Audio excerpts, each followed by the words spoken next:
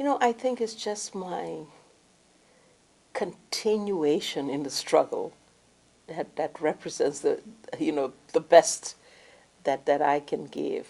I've been pursuing the same kinds of objectives, whether it's women's rights or the protection of women, or whether it's just democratization, human rights promotion in society, and I've been doing this in my own country and in Africa generally for well over 2 decades, and so throughout the continent, I think my name gets recognized for someone who just keeps at it, just keep at the struggle, keep fighting for women's rights, keep fighting for the enhanced participation of women in society, keep fighting for women's leadership role. I think networking could be enhanced both within countries and between countries, among countries. Women need to reinforce each other's efforts in what they do. I think we need more women leaders, and so women should not shy away. We need women in politics. We need women to be those decision makers and those policy makers that are going to change the circumstances, the laws, and the things that create the disadvantages for women.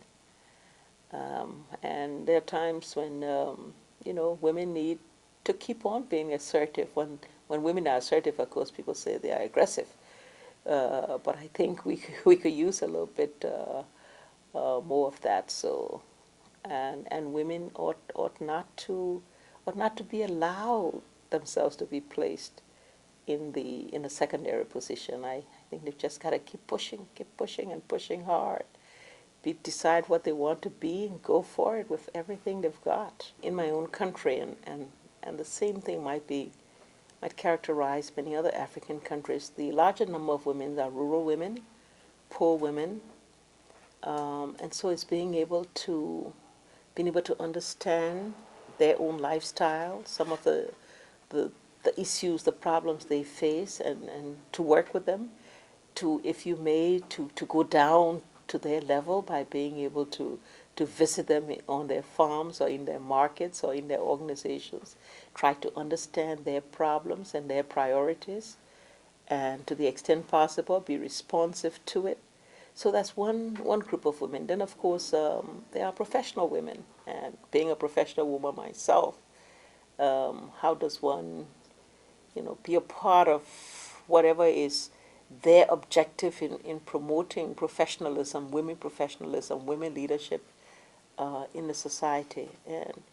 And by and large, I think just being there for them. All the things I've said about sensitivities and compromises and all of that, I also don't take foolishness because the things I stand for them, and I'm willing to fight for them. And so, because I've lived in a man's world, I've excelled to the position of a minister, which in our days, not too many women rose to that level of leadership.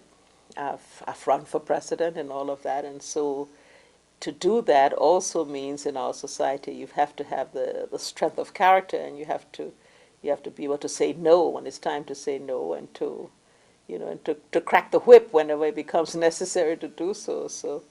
So the Iron Lady, I think, is the way of saying, I'm a no-nonsense person, disciplinarian in the things that I hold dear, the things I believe in.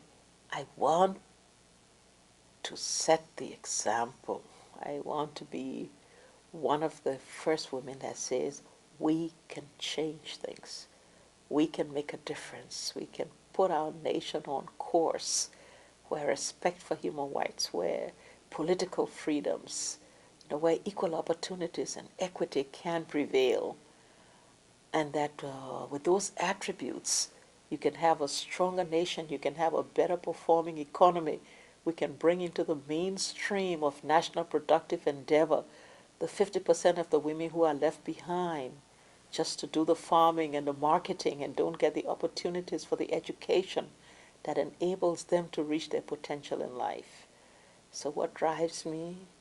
I still want to get there. I still want to do those things. I want to set the example so that many other countries and many other women would follow, and perhaps 10 years, 20 years from now, we won't have to be fighting anymore because we all be equal.